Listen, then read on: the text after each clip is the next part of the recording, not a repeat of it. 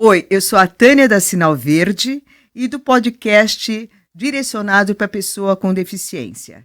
E nós estamos aqui hoje com uma pessoa super engajada em autismo e especializada na pessoa com deficiência, a senhora Simone Ali Chair. Ela é pós-graduada em autismo, pós-graduada em TDAH, transtornos comportamentais escolares e pós-graduada na inclusão e direitos da pessoa com deficiência. E está cursando atualmente psiquiatria infantil da adolescência. E eu quero agradecer muito ter aceitado o nosso convite, né, nesse podcast que é para pessoa com deficiência, que a gente está abrangendo todas as áreas da pessoa com deficiência, né? Esporte, saúde, segurança, direitos. E eu não podia deixar de entrevistá-la. Super obrigada mesmo. Eu que te agradeço, Tânia. Finalmente deu certo, né? A gente está tentando já faz tempo. É verdade. Casar aí as agendas, mas o prazer é meu. É um assunto que eu adoro falar, que eu realmente gosto, que eu vivencio, não só na minha vida, mas também nas famílias que eu atendo. Então, para mim é um prazer estar aqui e colaborar com informações. Imagina, o prazer é todo nosso e eu tenho certeza que as pessoas que assistirem vão ganhar muita informação importante, né? Ela é mãe da Camila e do Gabriel, que são autistas nível 1. Nível 1, né? E esse começo de vida deles trouxe toda essa bagagem, né, que ela precisou se especializar para entender o que estava acontecendo com os filhos. Não é isso? Exatamente isso.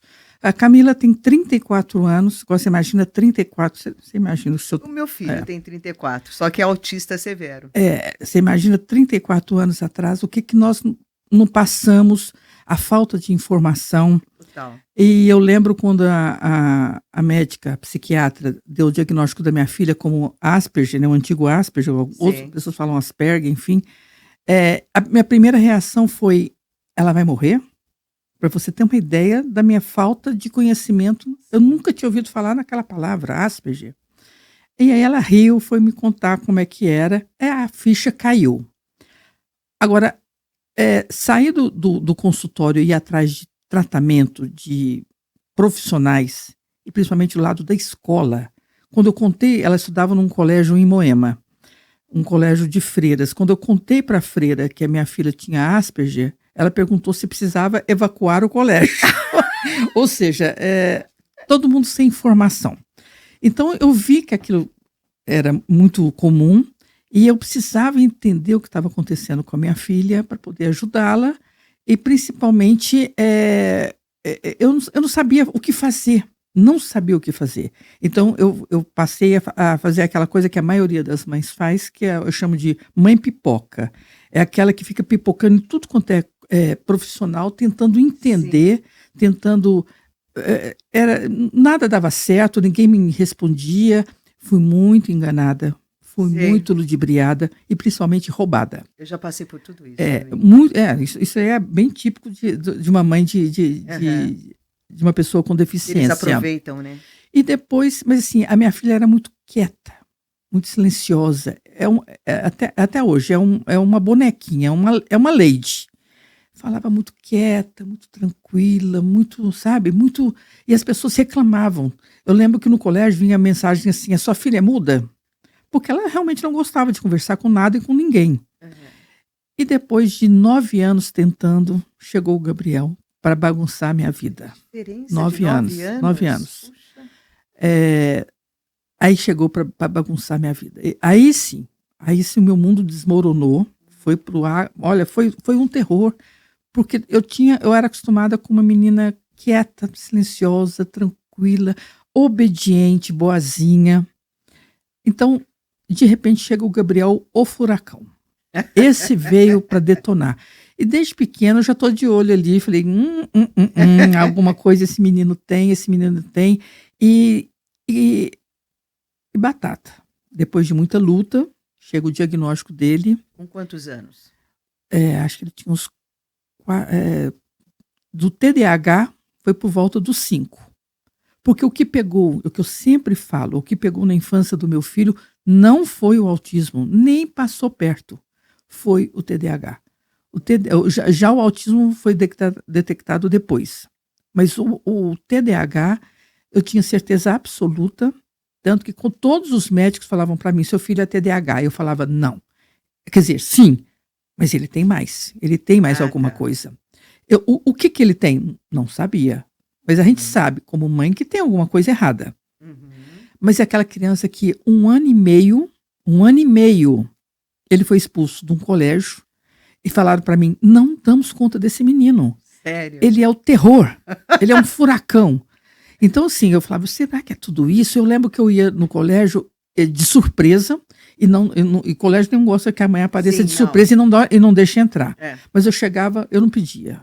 Eu chegava lá e falava, vocês não ficam me cobrando que a minha filha é quieta demais e que meu filho é agitado demais? Então agora eu vou cobrar a atitude de vocês. Eu preciso entender o que está acontecendo. E eu entrei, e ele estava bem na hora do intervalo, e eu vi a turminha, isso era 1 ano e meio, mais ou menos, ele estava com a turminha dele do berçário, todo mundo sentadinho, um atrás do outro, tipo um trenzinho, sentadinho na quadra, e lá tudo cantando, bonitinho, junto com a professora. Cadê meu filho? Quando eu olho assim no fundo, tinha uma árvore. E a assistente estava lá, desce, Gabriel, com as mãos para cima. E eu cheguei bem na hora, eles ficaram muito sem graça, que eu peguei, né? Então, assim, eu já entendi que eu estava encrencada. Então, a minha luta maior não foi com a Camila. Camila nunca precisou ser medicada. Ela fez lá uma terapia cognitiva comportamental, apenas para ajudá-la a se socializar mais. Porque ela tinha muita dificuldade de socialização, muita. E o Gabriel era o oposto. Ele chegava querendo conversar com todo mundo, era muito arteiro, muito... Olha, sabe aquele filme O Pestinha? Era o meu filho.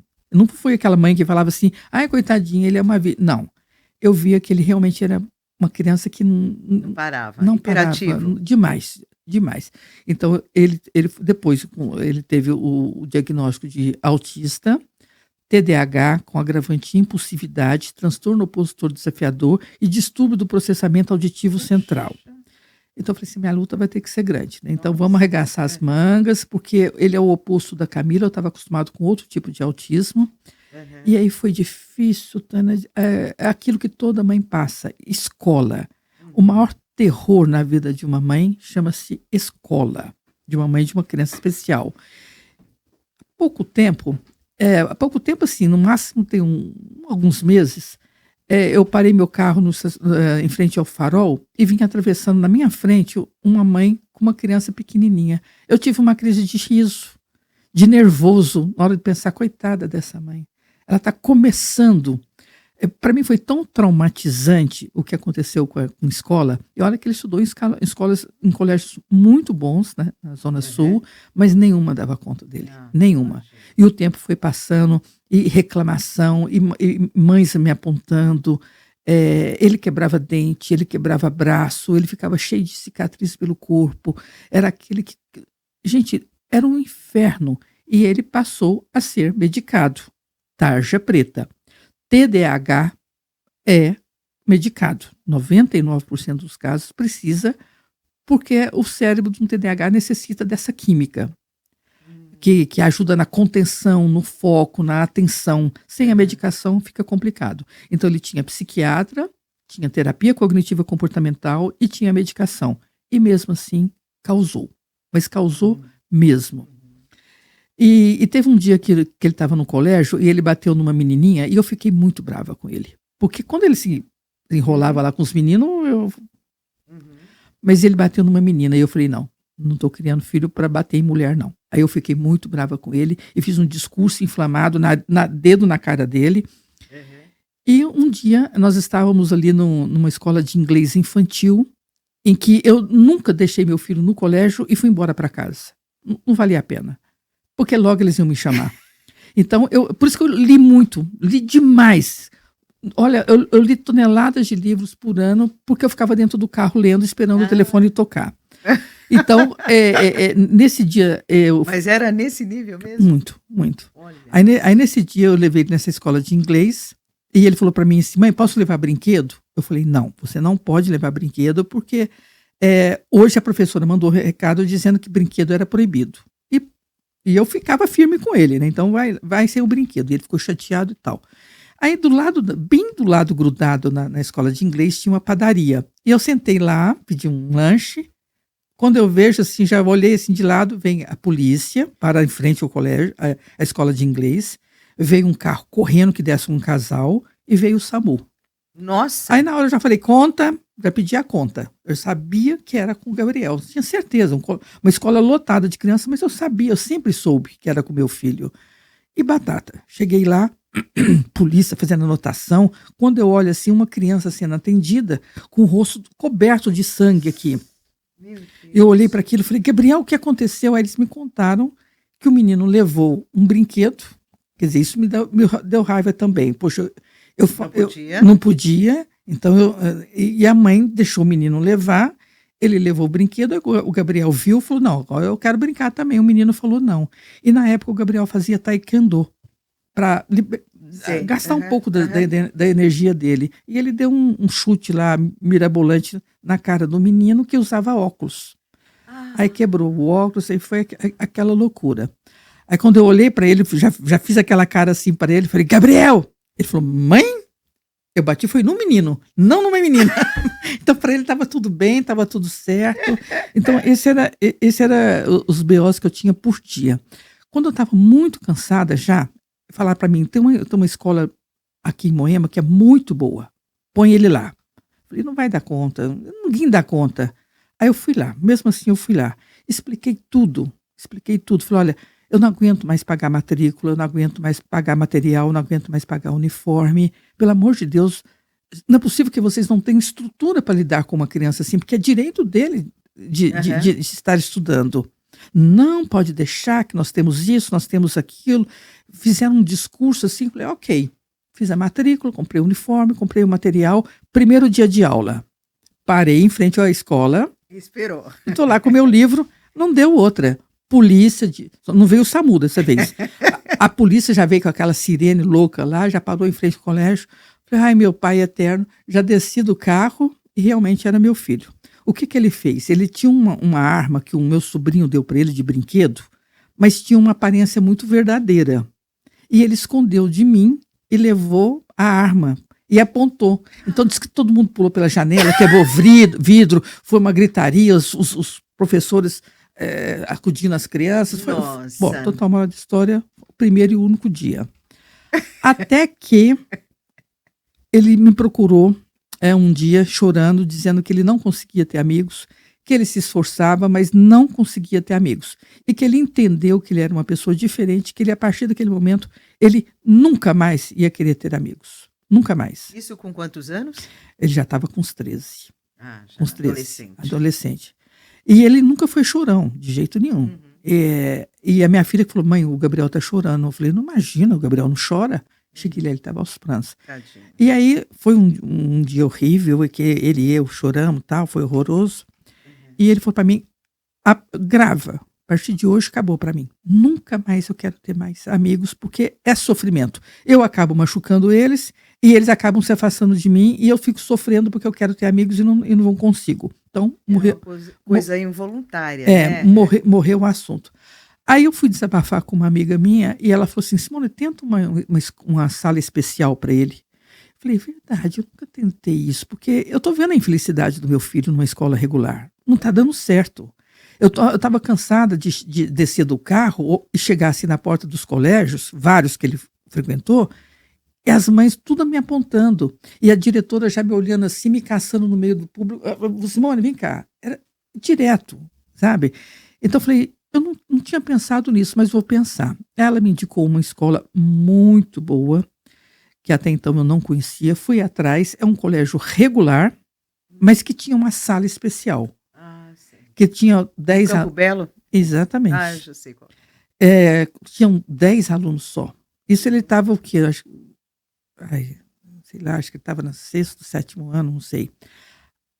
No primeiro dia de aula, que ele foi daquele jeito, né, mal-humorado, ele nunca gostou de estudar, mas ele sabia que comigo não tinha conversa.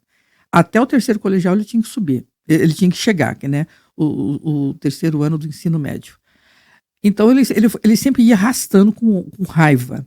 Mas fiquei lá na porta da escola e falei, pronto, vamos chamar, né? E nada. Segundo dia, nada. Terceiro dia, nada. Enfim, foi um divisor de águas. E no primeiro dia, quando ele entrou dentro do carro, ele virou para mim, na maior felicidade, e falou, mãe, existem outros como eu.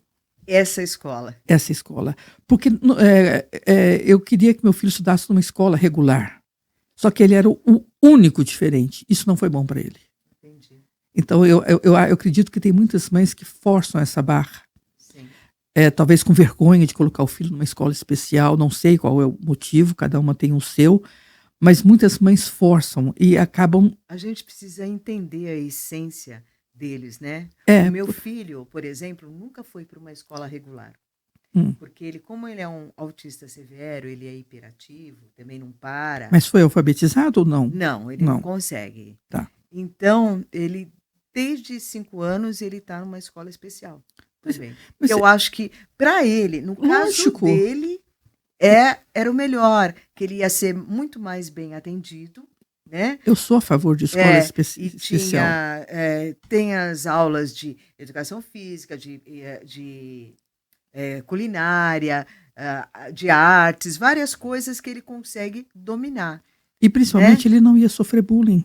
É. Ninguém ia ficar rindo dele. Exato. E ficar numa sala de aula apenas como enfeite, eu acho terrível. Tem criança que consegue, né? Talvez a sua outra filha.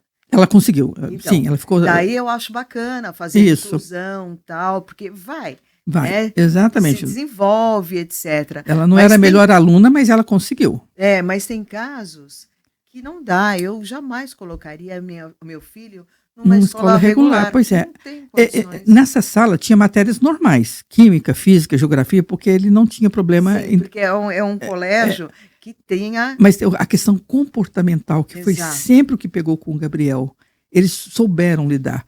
Nunca mais me chamaram para reclamar, nunca mais mães me apontaram, e ele fez amizades assim que ele não quis aprofundar. Ele manteve a palavra dele. Eu tentei de todas as formas, mas ele ficou, até hoje, ele ficou bem...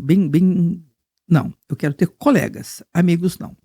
Então, mas assim, eu vi ele saindo rindo com as pessoas, com os colegas, então sim, foi uma coisa maravilhosa. Mas é aquela velha história, um colégio caríssimo, muito caro, muito, inacessível para a grande maioria. Então, eu vejo as famílias chegando até nós através da associação e me dá aquele desespero. Escola pública, tanto municipal quanto estadual, dizem que a estadual ainda é pior. Colocaram um aluno com algumas dificuldades, seja comportamento, seja de cognição, seja sensorial, numa sala de 30, 40 alunos, não vai vingar. Não vai. Aí são aquelas crianças que ficam com 10, 12, 13 anos sem se alfabetizar e às vezes teriam condições de se alfabetizar se tivesse um tratamento adequado, menos pessoas... mais foco, professor. Então, eu sofro muito vendo isso. Não é para todos. Não. Então, foi por isso que você fez tantos cursos, né, para entender o seu filho e montou essas associações. Isso. E fala um pouquinho da Inspirare. Isso. A Associação de Pais Inspirare começou, já tem uns 15 anos. Foi com eu e mais algumas amigas, que inclusive uma delas eu perdi na Covid, uma grande amiga. Cada uma tinha uma questão. Um tinha filho com dislexia, a outra tinha filho com TDAH, a outra tinha filho autista. Juntamos e montamos essa associação para dar apoio, porque nós éramos muito ativos. E uma perdeu, a outra perdeu a filha. Nossa. A única filha dela, ela perdeu, que era autista. Não, problemas cardíacos. Morreu acho que com 14, 15 anos. Uma judiação. Então, sim, éramos mães bem intencionadas em apoiar essas famílias. Então, nós montamos a associação para orientar, para mostrar o caminho das pedras, aquele caminho que não me avisaram na infância dos meus filhos. E agora, recentemente, tem um ano, eu e o Wagner fundamos a AVA, Associação Vozes Atípicas, porque a Inspirare tem mais o lado da terapia e da educação no apoio. A AVA tem também questões de curso, palestras, emprego apoiado, tem uma ramificação maior, mais abrangente, né? Mas assim, a nossa intenção é apoiar, é dar uma orientação. Eu já atendi mais de 3, 4, 5 mil fichas. Eu tenho anamneses em que eu faço sempre gratuitamente com as famílias, em que eu mostro um norte para elas, sabe? Como procurar o diagnóstico, de que forma, de que maneira, tratamento, só que a grande maioria não tem recursos financeiros. E me dá aquele desespero, porque eu sou uma defensora de que CAPS não é lugar de autista. Não é.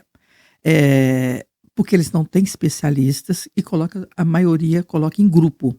E cada criança tem a sua questão. Tem o seu, né, os seus... Você imagina colocando a minha filha e meu filho, ela não me toca, ele toca todo mundo. Então, assim, tem que ser tratamento especializado e individualizado de acordo com a sua questão, né? Exato. Onde olha a potencialidade daquela criança e também veja o que está pegando ali de comportamento inadequado, às vezes uma questão sensorial, e tudo envolve dinheiro. Infelizmente, existem pouquíssimos locais aqui em São Paulo que atendem gratuitamente o autista, como, por exemplo, a AMA, que tem um excelente trabalho, como, por exemplo, a ABADES, que tem um excelente trabalho, gratuitos, mas vai tentar uma vaga. É muito difícil, porque é muita gente sem condições de pagar, procurando esses locais e complicando. Essas terapias são muito caras, né? São muito caras.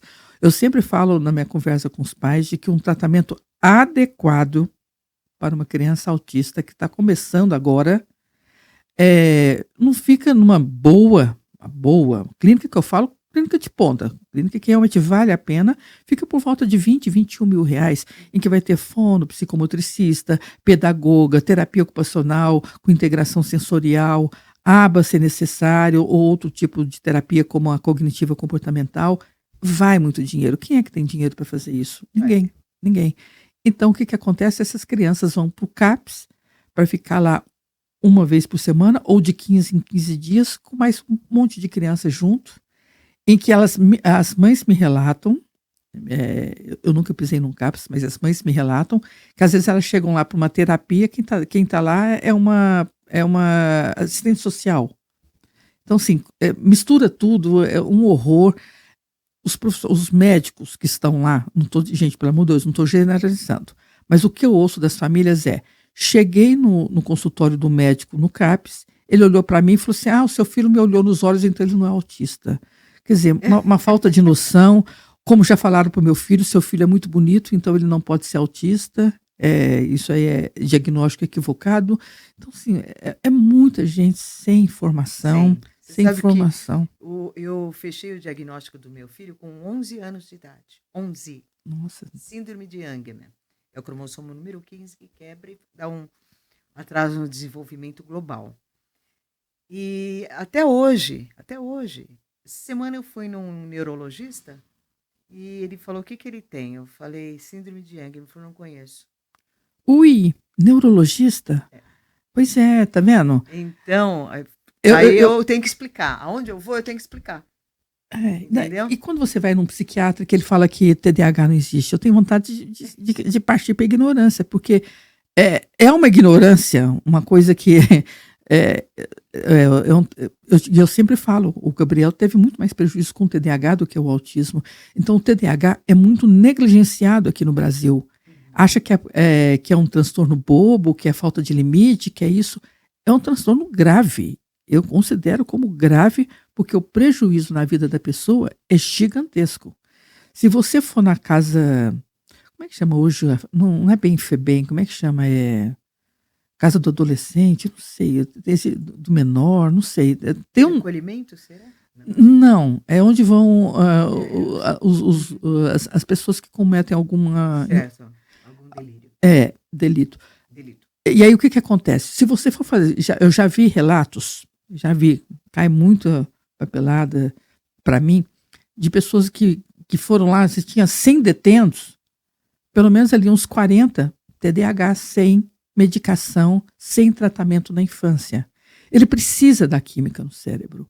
Então, muitas vezes, não digo que é sempre, mas muitas vezes essa química é saciada pelas drogas. Drogas levam a delinquência, a delitos, a coisas erradas. Então, o TDAH é muito sério. E quando tem um psiquiatra que fala que TDAH não existe, eu fico muito, muito chateada. Eu fico, gente...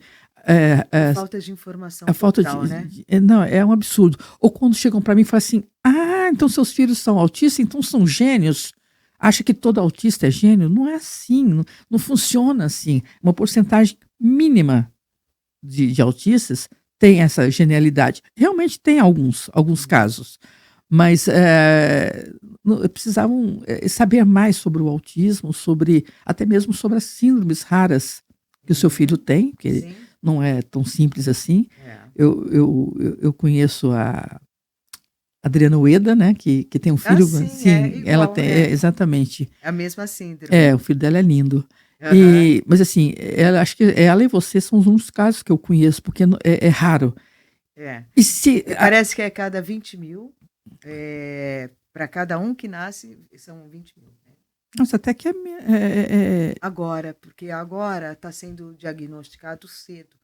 E antes a gente não tinha noção. Então, aí ficam alguns profissionais falando que é moda. Agora é moda ser autista, é moda ter TDAH. É uma falta de informação, porque exatamente estamos batalhando, como aqui agora, para levar informação. Exato. Quanto mais informação, mais as pessoas conseguem chegar a um diagnóstico mais certeiro.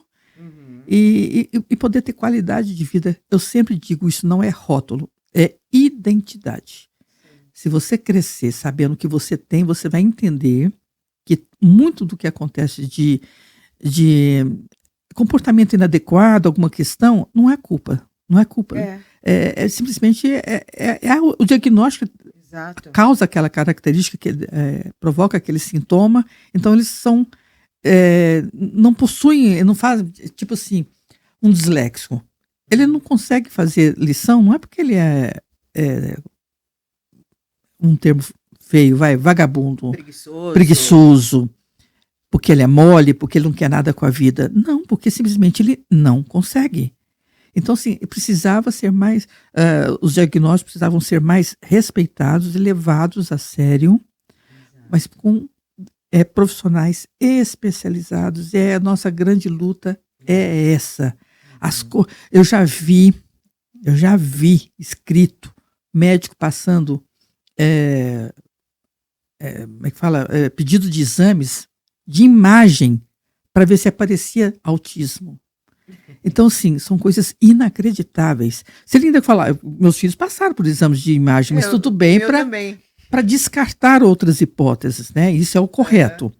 Mas afirmar que não, a ultrassonografia, a tomografia computadorizada está normal, então seu filho não é autista.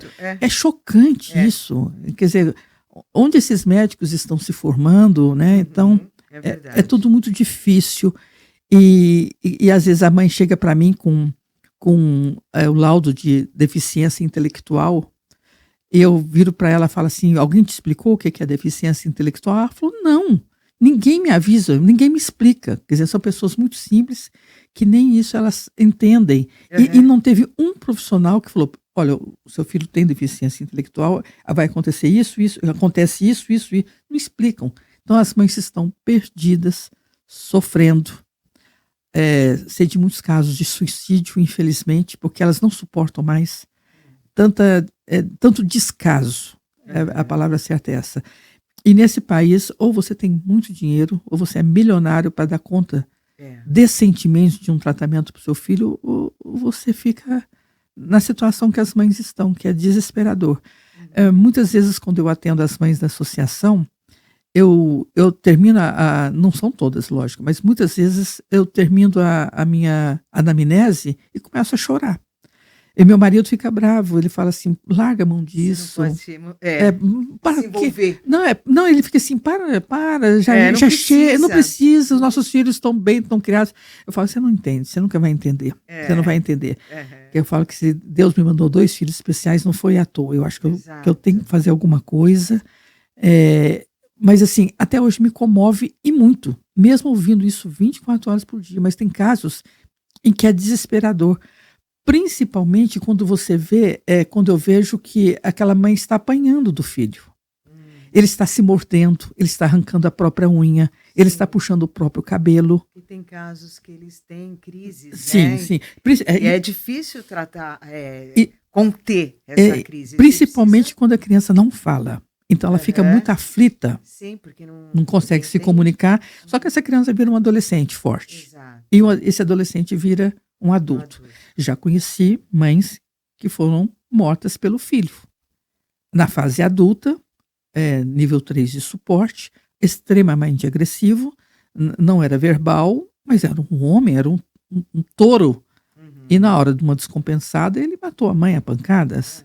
Quer dizer, evidentemente, ele não fez isso porque ele quis. Claro. Porque essa mãe, eu conhecia, passou a vida inteira atrás de tratamento adequado para o filho. E não conseguiu. De jeito nenhum. E fica aquele empurra. A UBS manda para o CAPS manda para isso, fica aquela coisa.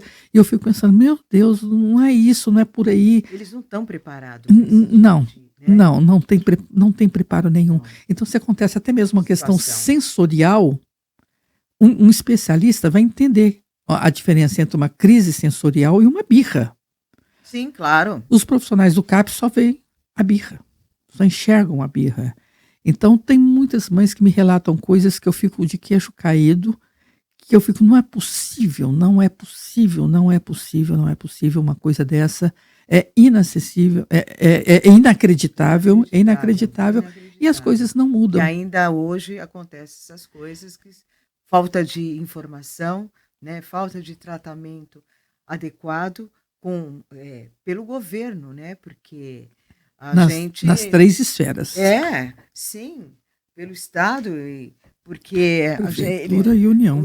As famílias não têm condições, muitas vezes, 90% das famílias não têm condições de arcar com esses tratamentos todos. E as terapias são muito caras e precisa 2 ou 3 vezes por semana todas as terapias. Todas, exatamente. Todas. Fora as atividades esportivas, né? Sim. Às vezes um balé, uma natação, futebol. Exato. Haja dinheiro para tudo isso, meu Deus do céu. E eu fico muito chateada porque eu já tive uma conversa muito grande muito forte com o Bruno Covas, pouco antes dele morrer, em que eu debatei com ele sobre a história do CAPS. Eu falei para ele o horror, que CAPS não era lugar para autista. E ele estava junto na mesa, o secretário da Saúde. E ele fez um sinal, o secretário da Saúde falou, aqui, tantas mil pessoas com deficiência o CAPS atende. Eu falei, mas vocês estão mais pro lado da quantidade ou da qualidade? Então, de lá para cá, não melhorou nada. Não melhorou nada. O CAPS... Às vezes é uma esquizofrenia que eles atendem, vão dar um medicamento e pronto. Né? Eu não estou condenando o CAPS, porque os profissionais que estão lá não têm culpa. Eles têm que ser capacitados. Eu condeno os governos. Sim. Municipal, estadual e da União. Eles têm que... Leis nós temos aos montes. Mas não são executadas. Não são executadas. Então eu vejo muito candidato a político conversar comigo e eles falam assim, se eu for eleito eu vou fazer tal lei. Não precisa. Só coloca para funcionar o que tem. Exato. E não funciona. Parece não que funciona. Tem 360... Olha, nem sei. 364 leis. É muita coisa. Para pessoa com deficiência. Muita coisa. Até mesmo a lei Berenice Piana, que é uma lei maravilhosa, tem mais de 10 anos. Vai lá ler para você ver o que está sendo respeitado. Nada é respeitado. Não. No dia acontece a festa, a comemoração. Então, hoje eu vejo as pessoas na internet, sejam pelo WhatsApp, qualquer rede social, as mães falando assim, para que mais lei? Nada vai dar certo. vai continuar a mesma coisa e vai continuar, porque nada muda, nada Mesmo muda. a lei de cotas Tudo para emprego, também as empresas não... Essa também é outra dificuldade. Conversando com uma empresa muito grande recentemente, eles estavam querendo contratar pessoas com deficiência através da AVA, né, que tem emprego apoiado, e eu falei sim, mas tem que ter um acompanhamento depois que essa pessoa com deficiência foi efetivada. Sim. Vocês têm psicólogo? Temos sim, nosso psicólogo é especialista em RH. Não é isso, não é sobre isso que eu estou falando, né? Então tá tudo errado, eles colocam as pessoas com deficiência apenas para cumprir cotas, com raras exceções. E mesmo assim, a maioria das pessoas com deficiência que conseguem ficam mais meio encostados. Não, mas assim, é mais um cadeirante, o lado dos transtornos mentais e da deficiência intelectual é muito negligenciado, né? Então, eles ficam com receios e ficam pegando mais outro. Mas você faz parte do conselho do governo do Tarcísio nessa parte da pessoa com deficiência, né? Do plano integrado, é um plano integrado estadual para a pessoa com transtorno autista. Autista. E o que está gestor. Sendo desenvolvido lá? Tem alguns projetos bons que estão colocando em prática? Começou há pouco tempo, porque como são muitas secretarias, né? Eu sou representação civil, eu sou a representação civil dessas famílias. Começou muito devagar, porque são muitas secretarias e cada uma tinha que apresentar muita formalidade, muita burocracia. Mas assim, eu vejo muito boa vontade, mas ao mesmo tempo estamos muito engessados por questões burocráticas. Vamos ver agora um selo para colocar nos locais, indicando que aquele local, principalmente nós estamos vendo cursos para profissionais da rede pública, tipo um CAPS. Como a recepcionista vai atender uma família com autista? Sabe, preparar os profissionais para entender como lidar com aquela família que está chegando ali. Porque de qualquer jeito, de qualquer forma, todo mundo igual, e não é bem assim que funciona. Então nós estamos estudando, estamos fazendo um projeto para que consigam capacitar pessoas da rede estadual, pública, locais da área da saúde. Depois, quem sabe, chegamos na parte da educação também. Então, sim, estamos tentando, mas tudo é muito devagar, tudo é muito burocrático. Sim, quando se fala em governo, né, na máquina do governo, é tudo mesmo devagar. E isso é porque nós somos o estado mais rico, hein? Você imagina lá no Acre, como é que não está, lá no Nordeste. Nós estamos na cidade, né, mais rica. Agora, imagine, mesmo no interior, a dificuldade já é muito grande. Eles não têm esses profissionais que tem aqui. Não tem. Nem para fazer diagnóstico e nem para tratamento. Então tem muito a desejar ainda, né? A Grande São Paulo me procura bastante. Várias cidades, mas tem 3 que eu falo que são campeãs da reclamação, que eu fico, gente, eu acho que eu precisava ir lá e tentar alguma coisa, porque não só eu, que é Diadema, e aqui? Carapicuíba. Grudado. E a outra como é que chama, gente? Ali, perto da Raposa Itatiaia, não, esqueci o nome da cidade, meu Deus do céu. Me veio um branco. Essas 3 cidades, como existem reclamações, e são as mesmas reclamações, não tem nada. Às vezes a mãe fala assim para mim, Simone, nem fono tem disponível na rede pública aqui na cidade.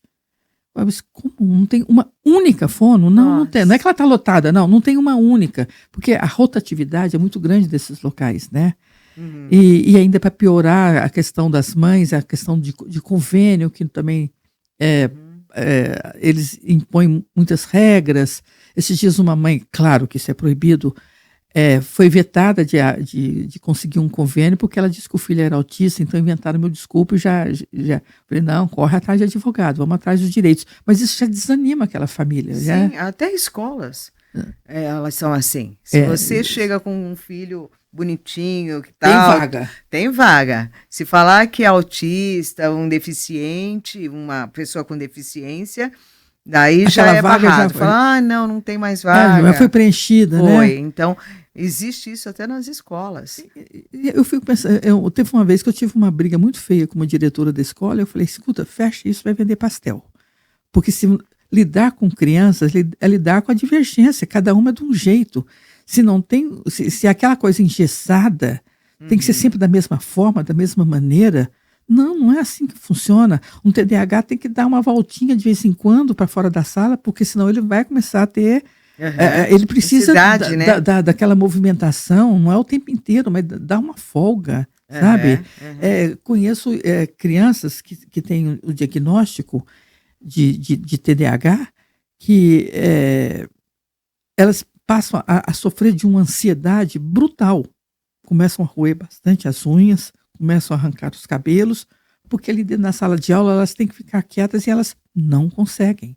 E são crianças assim que têm medo da professora ou da mãe ou alguma coisa assim, então elas ficam ali de um estado de nervo. Como é que essa criança vai aprender? Pois é. Não tem a menor condição. Não. Aí vira uma bola de neve. Né? Ela poderia ter sido alfabetizada num outro tipo de ambiente, fazer uma prova num local reservado, com mais tempo, uma professora mais sabe? Eu vejo pelo meu filho a diferença que algumas professoras fizeram na vida do meu filho. Tanto para o lado ruim quanto para o lado bom. Mas aquelas que fizeram pelo lado bom, simplesmente você viu o envolvimento. Existem algumas profissões que você não é que você decide ser, tem que estar em você. Que eu falo que tem que ter o amor, que é o médico, bombeiro, professor. Um eletricista, por exemplo, o eletricista sobe aqui, arruma a lâmpada, pronto. Ele não tem que ter envolvimento, ele não tem que ter empatia, ele não tem que ter... Ele vai lá com o trabalho dele e recebe. Um professor não, é muito mais do que isso. Exato, Professor é um trabalho muito, muito sério. Eu não sei se acha que é no Japão, né, que a única pessoa que vocês se curvam são os professores. Exato, Lá é respeitado. Aqui é uma esculhambação. Nossa, então, tem alunos que batem no professor. Sim, esses dias eu postei. E o professor ainda é mandado embora. Sim, onde já se viu ter confrontado aquele aluno, ter deixado aquele aluno irritado, né? Então tá tudo errado. Mudaram os valores, né? Mudaram os valores. Nossa. Simone, fala um pouquinho das palestras que você faz pela AVA para empresas. Como é que funciona? Não só para as empresas. Esses dias eu estive no SEI, que é o Centro de Educação... Não, Centro de Infantil e de Adolescente. Menina, eu confundo tudo. É tanta siglas. Na Brasilândia, quer dizer, periferia, fui para lá e chamei as mães. Se tinha lá 50 mães, umas 5, 6 tinham filhos especiais, e umas 7 já levantaram a mão, falaram para mim, olha... Tô achando que o meu também o que eu faço, como é que é? Então, meu filho está adequando aí. Essas empresas, esses locais, a gente vai, faz gratuitamente, rodas de conversa. Eu vou atrás desses lugares para levar informação. As empresas, às vezes, chamam a gente para como os funcionários podem lidar com aquele outro funcionário autista. Quais são os... Eu acho isso super bacana, mas não é tão comum assim. As empresas que se interessam em aprender a lidar com aquele autista.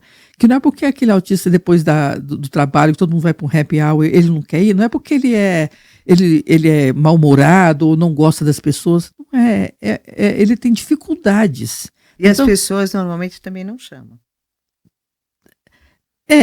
Também tem isso. Eu ouvi de um filho de uma amiga, né, que trabalhava numa empresa, e daí eles combinavam uma festinha, um happy hour, assim, Longe dele. Isso. Não, isso aí, nem falo dessa parte. Mas, assim, quando os funcionários querem que aquele autista participe, e o autista não vai, por várias questões, ele vai pensar, o bar vai estar cheio, o bar vai estar com muito barulho, todo mundo vai estar rindo, gritando, é demais para o meu lado sensorial. Passa a impressão para esses funcionários de que ele é chato, então você tem que explicar aquela coisa de não chegar e ficar encostando, abraçando por trás. Tem que preparar, né?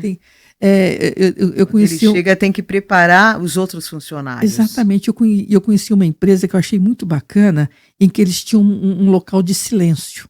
Então, quando aqueles funcionários, eram poucos, acho que com 2 ou 3 funcionários autistas entravam em crise, eles iam para esse local, fechavam a porta. Não tinha ninguém lá batendo. Escuta, eu estou trabalhando e você não está.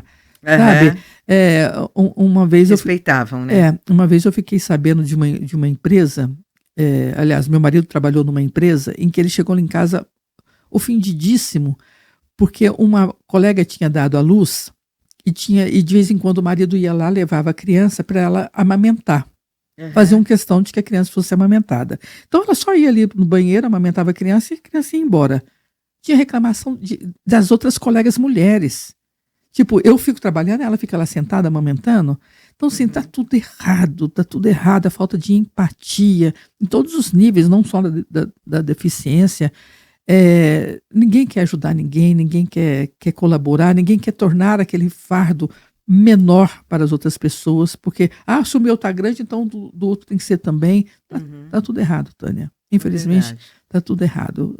Princípios, valores, tudo. Da minha época, da minha infância até hoje, você vê que mudou muito. A coisa degringolou. Eu lembro do meu respeito pelos professores. Nossa. Pelo mais velho também, né? O diretor chegava dentro da sala de aula, todo mundo levantava, com silêncio, assim, aquela coisa maravilhosa. Hoje em dia tá tudo danado. Agora você imagina o que sobra para as pessoas com deficiência. Sobra nada. Nenhum tipo de investimento. Ou o que surge é muito pouco. E na outra associação, Inspirare. Inspirare. Você faz o link entre os profissionais e a família. Eu sou a ponte. Quem chegava perto... O profissional abraça essa causa na todos, boa? Não todos. Por exemplo, para chegar perto do meu filho, eu sempre fui muito chata. Mas chata mesmo. Eu exigia... Já que eu estou pagando, né, e era muito caro, eu queria profissionais muito competentes para ajudá-lo. Certo. Diante daquilo tudo que eu te falei, né? Então, eu não queria aquele profissional lá, mais ou menos, não. Realmente eu investi muito no meu filho, então eu era muito, muito, muito chata, muito exigente. E eu levei isso para a Associação Inspirare. Então, eu quero para os outros o que eu quis para o meu filho. Eu não vou virar para uma mãe e falar assim, profissional de ponta. Vai para o CAPS, vai lá para o CAPS. Não, eu jamais vou fazer isso. Nossa Senhora, jamais faria uma coisa dessa. Então eu fecho parceria com profissionais que são muito bons, que realmente são especialistas e que, para nós, eles atendem a um valor mais acessível. Consigo alguma coisa de graça? Raríssimo, infelizmente. No começo da Inspirare eu conseguia mais, mas uns anos para cá, não. Raríssimo. Mas você vê, as mães estão tão já com tantos problemas na cabeça que uns tempos aí para trás me procurou uma mãe aos gritos. Simone, a fulana tá no meio da rua pelada, causando. A filha dela, nível 3 de suporte, arrancou todas as roupas, correu para a rua e começou a se rasgar, sabe, arrancar pedaços dela. E eu conheço a família muito carente. O que eu vou fazer com uma situação dessa? Nossa. Catei meu telefone e procurei um psiquiatra infantil, um psiquiatra especialista em autismo. Falei, tá acontecendo isso, a família não tem condições. Ele falou na hora, manda ela para o meu consultório que eu vou tratar gratuitamente. Olha só que beleza. Pensam, né? Liguei para a mãe, corre, leva ela lá para o Itaim Bibi, que era onde ele tinha um consultório, que ele vai ajudar, que ele vai... não, Itaim Bibi? Muito longe. Muito longe, você está brincando. Não, tem que ser aqui perto da minha casa. Então, assim, Eu passo também por... Não, é difícil. Muitos perrengues. É difícil. Muitos perrengues. Eu já fui diretora da associação do meu filho, já fiz parte da diretoria, e até festa de Natal, de fim de ano, Dia das Crianças, festa junina. Várias atividades. A gente programava, fazia uma coisa super bacana, sabe? E é meia dúzia. Daí tentava transporte do Atende, né? Nossa, era frustrante. Você ficava com cestas de Natal, com presente das crianças, tudo lá, porque 40% iam, 60% não iam. Você contava com 100 famílias, iam 40. Então, é frustrante isso. Uma das coisas que eu gosto muito para o diagnóstico do autismo é a avaliação neuropsicológica. Aqui em São Paulo, essa avaliação custa de R$ 1.500, já vi até de R$ 8.000. Ou seja, inacessível para a grande maioria. Então, eu tenho lá parceria com neuropsicólogos, que para nós eles fazem um preço bem mais em conta, que é onde eu mando a maioria. Mas existem aquelas mães que nem isso conseguem. Nem isso consegue.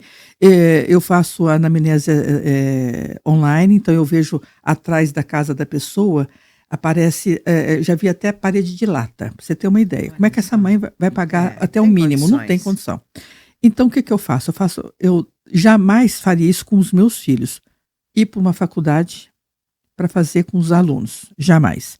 Mas eu tenho uma profissional que eu gosto demais, que ela tem doutorado, ela é do Hospital das Clínicas aqui de São Paulo, e ela é professora universitária.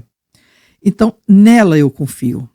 Então, os alunos dela, quando fazem avaliação gratuita pela faculdade, passam pelo crivo dela. Então, isso que os casos mais extremos, eu mando para ela nessa faculdade. Quantas vezes ela fala assim para mim, Simone, eu estou com, vamos supor, 15 vagas. Eu mando as 15 famílias que estavam lá marcadas na minha anamnese, sem condição, desesperada, o filho já está com 15 anos, não tem diagnóstico de autismo, não sei o quê. Aí depois ela me dá a devolutiva. Dos 15, 4 não foram.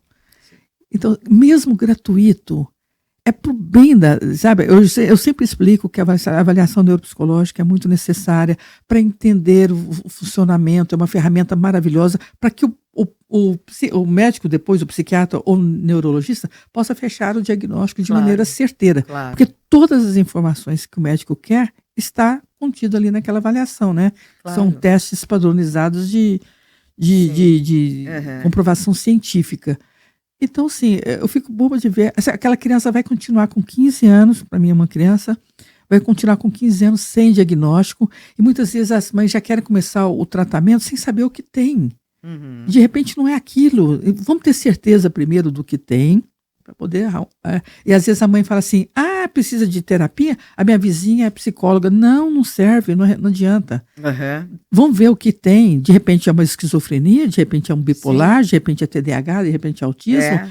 E várias opções. E para cada opção tem que ter um acompanhamento adequado, né? Uhum. Então é muito complicado. E o diagnóstico precoce é a melhor coisa, né? Não, sem dúvida. E daí já começa a tratar logo cedo e já tem mais condições, né? E são poucos os médicos que conseguem detectar cedo. Sim. São poucos. Uhum. Só os muito bons mesmo que conseguem, né? Muitos viram e falam assim, ele não está ele não está falando com 4 anos? Não, mãezinha, cada criança tem o seu tempo, deixa isso para lá. Que é isso, gente? Que absurdo é esse? Que absurdo. Muito disso. O meu filho começou a falar aos 4. Por isso que ele não foi considerado Asperger na época, porque ele tinha problema na fala. Mas assim, não, mãezinha, eu falava, como não? Ele já está, né, precisa falar. Quer dizer, eu tive que correr pelas próprias pernas, atrás, solução. Eu sei de tudo isso. Eu passei por tudo isso. Não é inferno. Imagine 34 anos atrás. Eu falo que a grande vantagem de ter envelhecido é isso. Que para mim, no meu caso particular, ficou para trás. Porque era só sofrimento. É dar murro em ponta de faca todo dia, toda santa vez, e tendo, na época, condição financeira. Uhum. Agora, você imagina quem não tem. Como é que vive isso?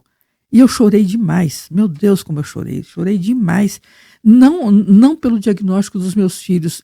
é pela incompreensão do mundo, de entender aquilo e de todo mundo achar que eu estava vendo pelo olha, foi muito difícil, foi muito difícil. Então hoje eu tento sensibilizar as famílias, mostrar a importância do tratamento, do diagnóstico, que não é rótulo, é identidade. Sim.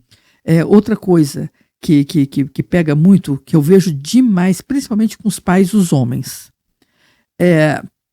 Você, com muita dificuldade, você consegue pagar uma terapia cognitiva comportamental para o seu filho, com muita dificuldade, ou mesmo um convênio que seja, você consegue, com muita dificuldade, ter um terapeuta para o seu filho.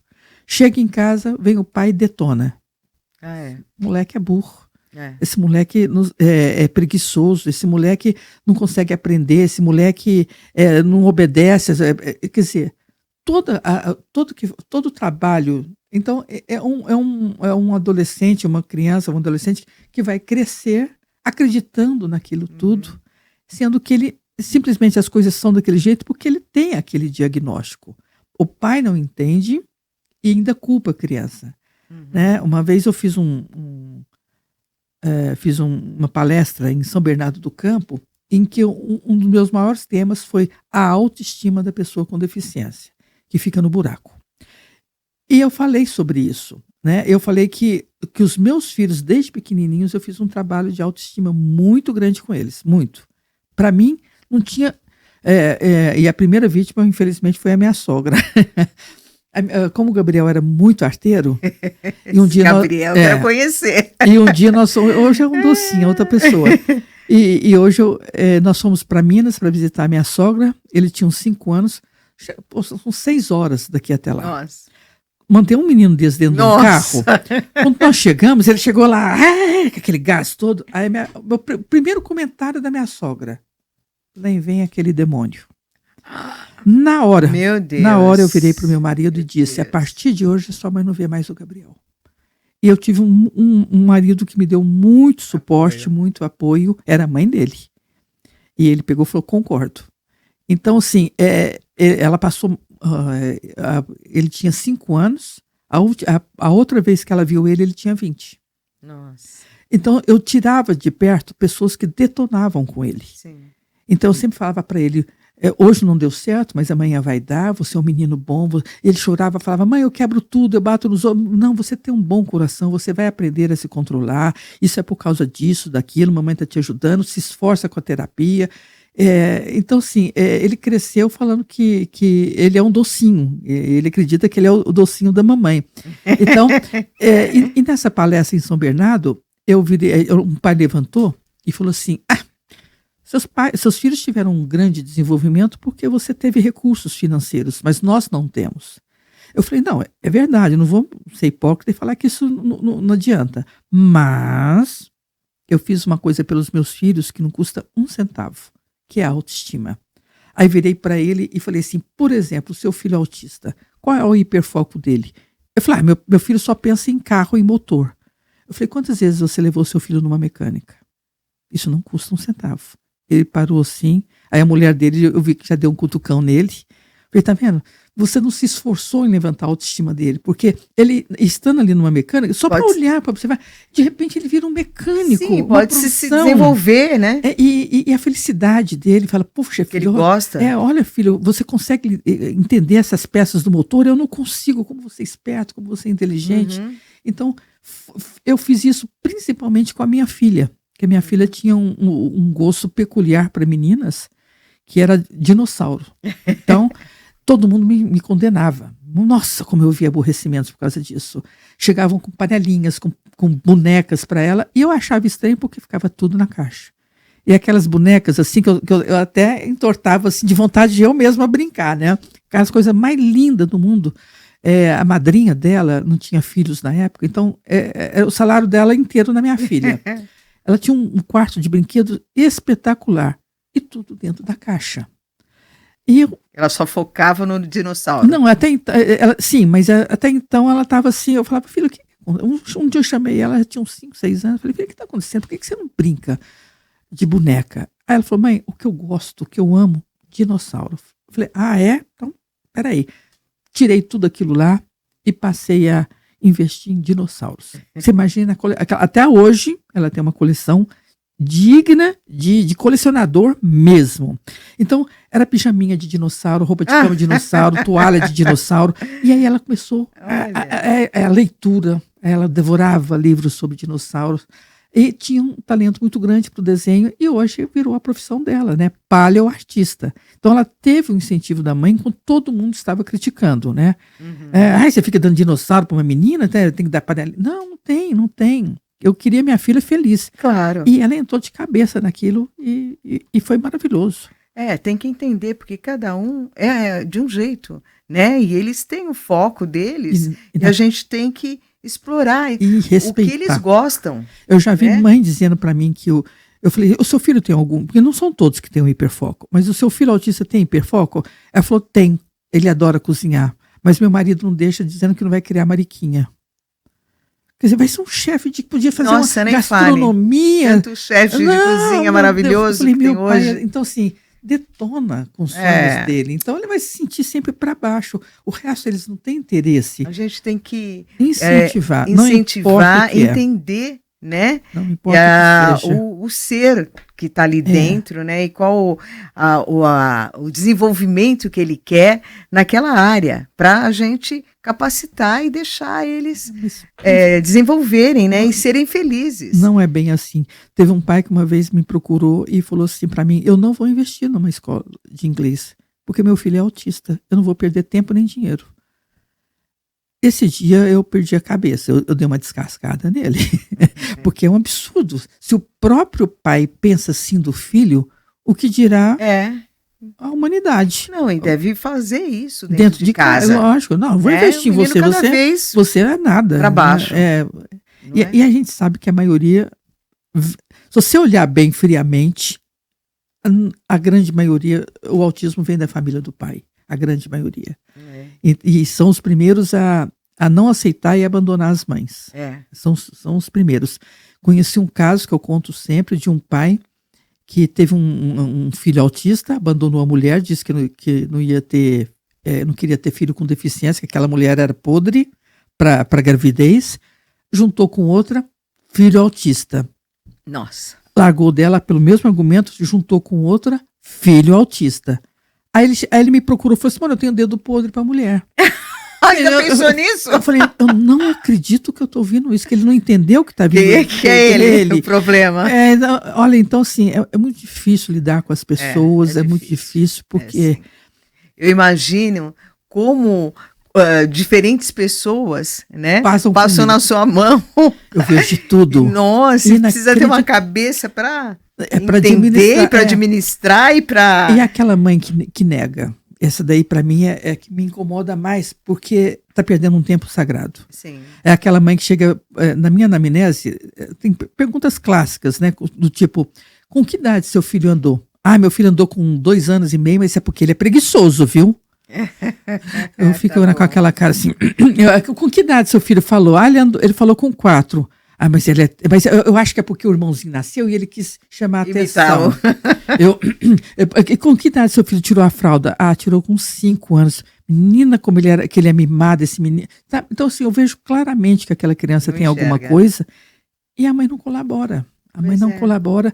E parece que elas colocam um véu na frente que não quer enxergar. Que não quer enxergar, então... É difícil esse diagnóstico. Mas eu acho que eu fui um caso à parte. Porque todas as mães passam pelo luto, a grande maioria. Sim. E eu não passei. Eu lembro quando o médico falou para mim assim, com muito jeitinho, olha, além do TDAH, o seu filho é autista. E eu, graças a Deus, que beleza. O médico, você ficou louca? Eu falei, não, agora eu sei o que ele tem, eu vou correr atrás, eu vou me... Sabe? Eu precisava de uma resposta para poder ajudar meu filho. Meu foco foi esse. Eu não fiquei pensando na morte do filho perfeito, aquele filho que ia chegar nas Olimpíadas, que ia com primeiro lugar na USP. Isso eu não tinha isso não me passava pela cabeça. Eu só queria ver meus filhos bem. Então, muita coisa que acontece com meus filhos, até hoje mesmo, eu não penso o que os outros vão pensar, ou o que é politicamente certo. Não, é o que ela quer. minha filha tem 34 anos e se casou. Quer dizer, um autista casar não é fácil, né? E todo mundo me pergunta, mas o noivo sabia que ela era autista? Eu falei, mas é lógico, eu nunca escondi, nunca tive vergonha dessa questão.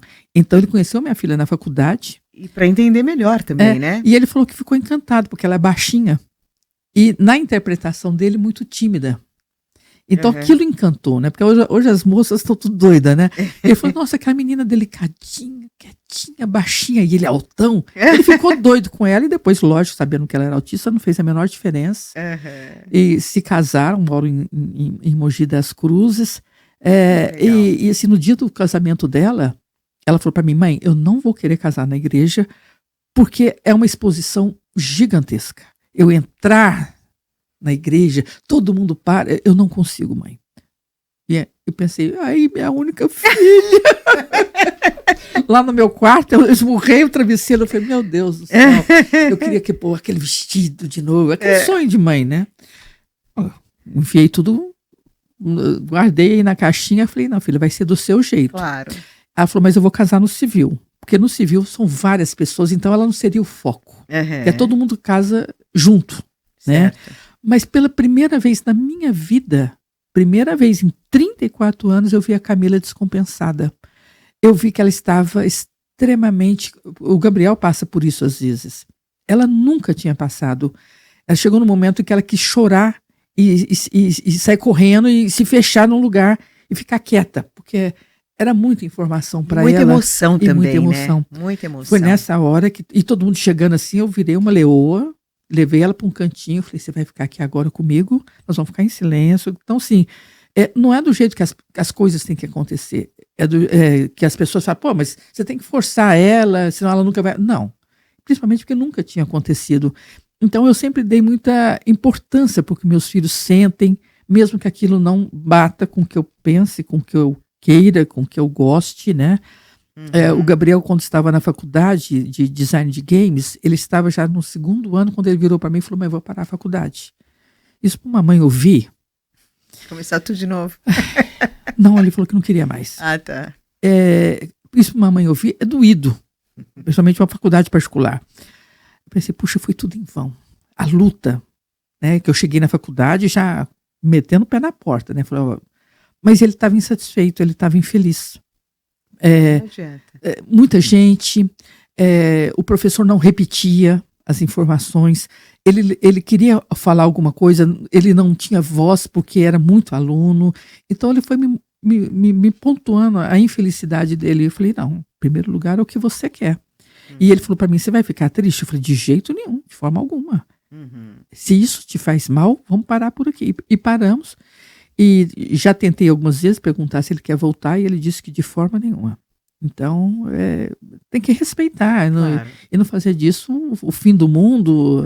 Ai, o meu sonho é... Não, meu sonho é meu, não é dele. Então... É verdade.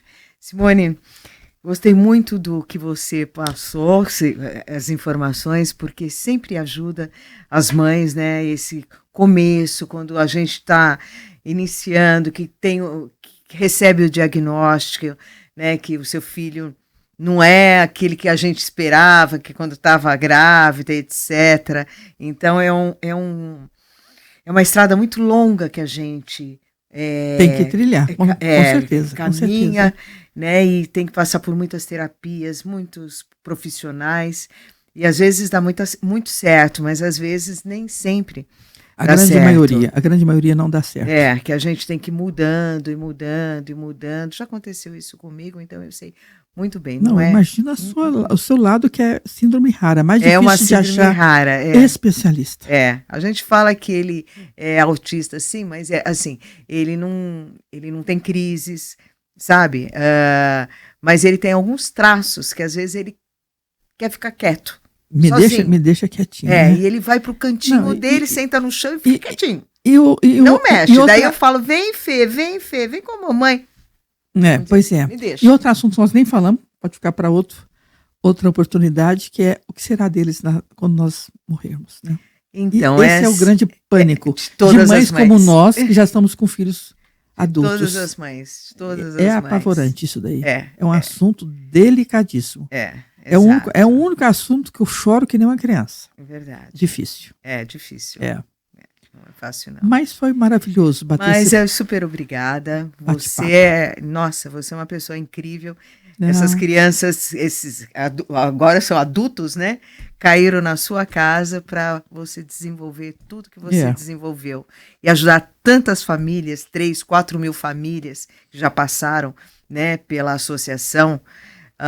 Isso é maravilhoso. Eu tenho tudo registrado, mais de 15 mil pessoas, né? Que são fichas, mas tem irmãos, tem o pai, tem o tio, e aí vai. E fora os cursos que você fez, que foi estudar para conhecer, né? Para repassar para as famílias, porque agora eu não preciso mais disso aí, meus filhos. Mas eu continuo firme e forte. Adultos, não desiste. Não desisto. É um dom mesmo. Isso eu acho que vem de Deus, que toca no coração da pessoa para desenvolver essa parte, para poder ajudar outras pessoas. Sim, né? Sim. E eu queria que você deixasse uma mensagem que eu sempre peço para as mães, né? Para a família, né? Como é que trata, como é que aceita, como é que o carinho, que eles possam receber esse acolhimento da própria família, né? A primeira coisa é o que eu aprendi a duras penas, que é ouça seu filho. Principalmente quando ele estiver um pouco maior. Respeito pelo... Não é passar a mão em tudo, mas ouça as necessidades, as preferências do seu filho. Não desista. Fácil não é. É matar um leão por dia. Não pode desistir.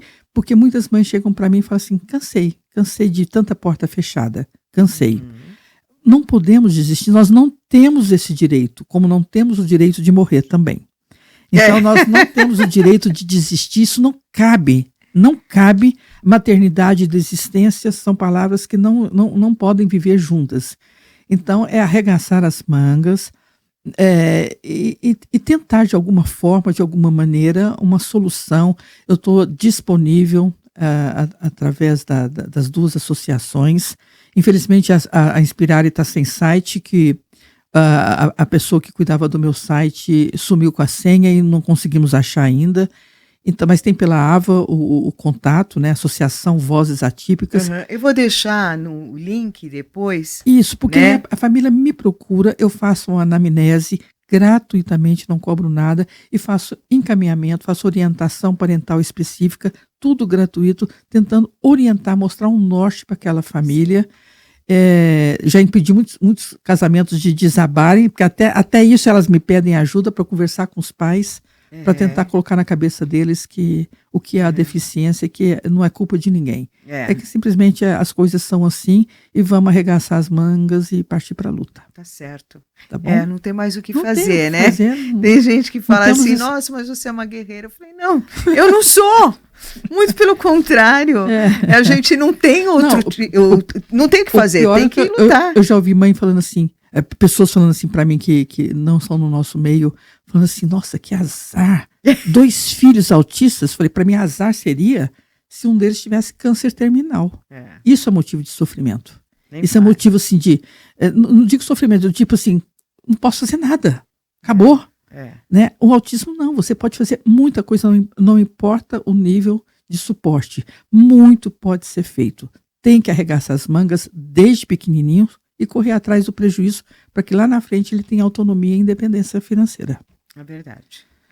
É bem por aí. Não podemos desistir. É isso aí. Eu não desisto. Nunca, né? Nunca. Eu sou teimosa. Mamãe dizia.